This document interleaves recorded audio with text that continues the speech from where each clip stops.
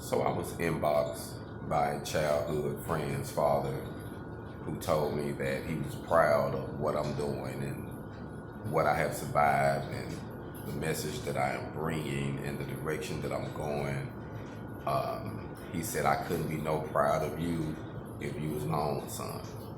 And I ain't gonna lie to you, man, family. That made me feel good because my own blood father has never said anything like that to me. So it felt good that someone recognized what you're doing or what you're attempting to do. Because, be honest, man, when we trying to accomplish something great, there's no blueprints, there's no certain guidelines we got to follow. We just got to jump out here and make things happen, man. And that's what I'm doing. I'm literally winging things, man. I'm learning as I go.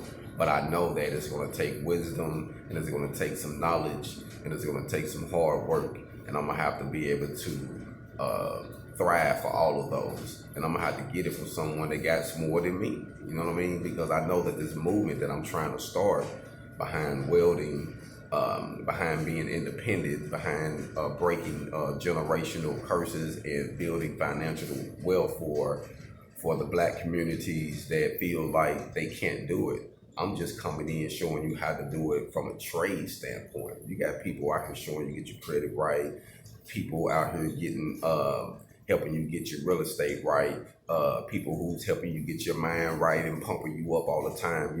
I'm just me. And I'm gonna show you by example that this trade that I'm using, this welding, my hip hop that I love and I embrace, how I put this together, how I put my imagination and the things that I want to do and build. I'm just putting faith and I'm stepping on it. What I believe in, I'm actually putting forth some effort.